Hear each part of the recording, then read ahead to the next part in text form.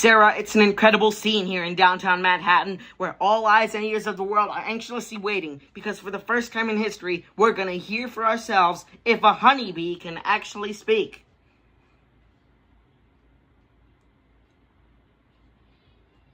What have we gotten into here, Barry? I don't know, but it's pretty big, isn't it? I can't believe how many humans don't have to be at work during the day. Hey, do you think these billion-dollar multinational food companies have good lawyers? Folks, everybody needs to stay back behind the barricade.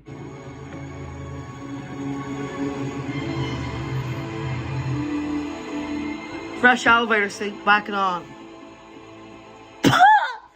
Ooh, what's the matter? I don't know, I just got a chill. Whoa! Well, if it isn't the B team, any of you boys work on this? All rise. The Honorable Judge Bumbleton presiding. All right. Case number 4475, Superior Court of New York, Barry B. Benson versus the honey industry is now in session. Mr. Montgomery, you're representing the 5 major food companies collectively. A privilege. Mr. Benson, you're representing all bees of the world. Ahem. Woo! Bzz, bzz, bzz, bzz, bzz, bzz, bzz, bzz, bzz.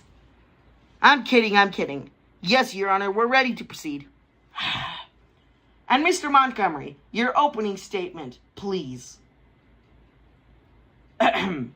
Ladies and gentlemen of the jury, my grandmother was a simple woman born on a farm. She believed it was man's divine right to benefit the bounty nature God put before us. If we were to live in a topsy-turvy world, Mr. Benson imagines, just think what it would mean. Maybe I would have to negotiate with the silkworm for the elastic in my breeches. What? Talking bee.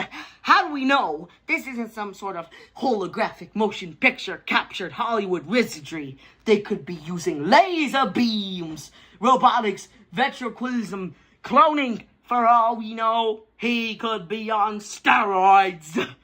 Oh yes, he must. Mr. Benson. Ladies and gentlemen of the jury, there's no trickery here. I'm just an ordinary bee. And as a bee, honey's pretty important to me. It's important to all bees. We invented it. We make it, and we protect it with our lives. Unfortunately, there are some people in this room who think they could take whatever they want from us because we're the little guys. And what I'm hoping is that after this is all over, you'll see by taking our honey, you're not only taking away everything we have, but everything we are. Oh, I wish he could dress like that all the time. So nice. Call your first witness. So, Mr. Klaus Vanderhayden of Honey Farms. Pretty big company you have there. I suppose so. And I see you also own Honeyburton and Hunrod. Yes, they provide beekeepers for our farms. Beekeeper, I find that to be a very disturbing term, I have to say. But I don't imagine you employ any bee freers, do you? No. I'm sorry, I couldn't hear you. No. Because you don't free bees. You keep bees. And not only that, you thought a bear would be an appropriate image for a jar of honey. Well, they're very lovable creatures. Yogi Bear, Fozzie Bear, Build-A-Bear? Yeah, you mean like this. Roar! Wah! Bears kill bees! How'd you like his big hairy head crashing through your living room, biting into your couch, spitting out your throw pillows? Roar! Roar! Okay, that's enough. Take him away.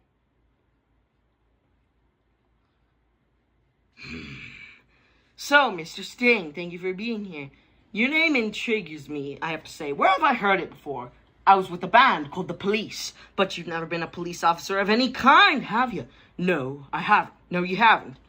And so here we have yet another example of bee culture being casually stolen by a human for nothing more than a prance-about stage name. Oh, please. Have you ever been stung, Mr. Sting? 'Cause I'm feeling a little sting, or should I say, Mr. Gordon M. Sumner? Whoa. That's not his real name. You idiots. Ah! Mr. Leota, first may I offer your belated congratulations on your Emmy win for a guest spot on ER in 2005. Thank you. And I also see from your resume that you're devilishly handsome, but with a churning inner turmoil that's always ready to blow. I enjoy what I do. Is that a crime? Not yet, it isn't. But is this what it has come for you, Mr. Leota? Exploiting tiny, helpless bees so you don't have to rehearse your part and learn your lines, sir. Watch it, Benson. I could blow right now. This isn't a good fella. This is a bad fella.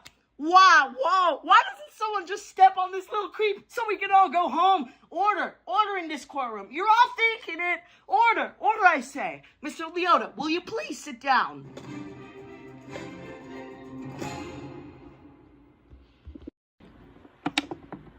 We would like to call Mr. Barry Benson B to the stand. Now that's a good idea. You can really see why he's considered one of the best lawyers.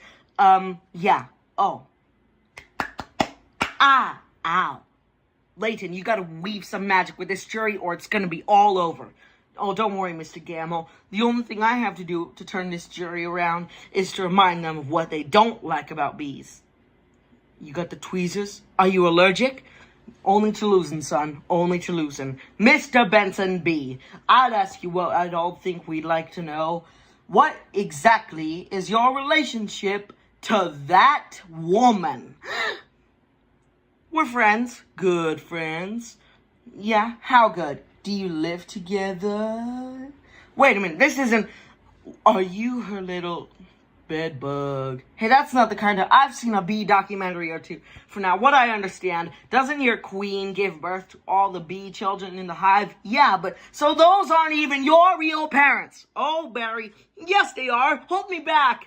You are an illegitimate bee, aren't you, Benson? He's denouncing bees, and don't y'all date your cousins? Objection! I'm gonna pincushion this guy. Adam don't, it's what he wants. Ah, boom. Down. Oh, I'm hit. Whoa, what? Oh, Lordy, I'm hit. Order. The venom is coursing through my veins. I've been felled by a winged beast of destruction. You see? You can't treat them like equals. They're striping sandwiches. Stinging's the only thing they know. It's their way. Adam, stay with me. I can't feel my legs. Oh, what angel of mercy will come forward to suck the poison from my heaving buttocks? Please, I will have order in my court. Order, please. And, assuming you've done step 29 correctly, you're ready for the tub. Oh, whoa, pretty good. Mr. Flamin, yes, Your Honor. Where is the rest of your team? Well, Your Honor, it's interesting. Bees are trained to fly very haphazardly. As a result, quite often we don't get very good time.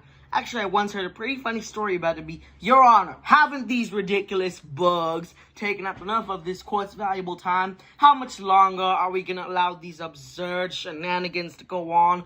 They have presented no compelling evidence to support their charges against my clients, who run all perfectly legitimate businesses. I move for a complete dismissal to this entire case. Mr. Flamin, I'm afraid I'm going to have to consider Mr. Montgomery's motion. But you can't. We have a terrific case. Where's your proof? Where is your evidence? Show me the smoking gun. Hold it, Your Honor. You want a smoking gun? Here is your smoking gun. Whoa. What is that? It's a bee smoker. Why, this harmless little contraption, this couldn't hurt a fly, let alone a bee. Whoa. Oh, members of the jury, look at what has happened to bees who have never been asked, smoking or non. Is this what nature intended for us? To be forcibly addicted to these smoke machines and man-made wooden slat work camps, living our lives as honey slaves to the white man? What are we going to do? He's playing the species card. Ladies and gentlemen, please, free these bees. Free the bees, free the bees, free the bees, free the bees. The court finds in favor of the bees. Vanessa, we won! Yay! I knew you could do it. High five. Ow! Oh, sorry. Vanessa, do you know what this means? All the honey is finally going to belong to the bees. Now we won't have to work so hard all the time. Ahem. This is an unholy perversion of the balance of nature, Benson. You'll regret this. Barry, how much honey do you think is out there? Okay, one at a time. Barry, who are you wearing? My sweater's Ralph Lauren and I have no pants. What do you mean? What if Montgomery's right? We've been living the bee way a long time. 27 million years.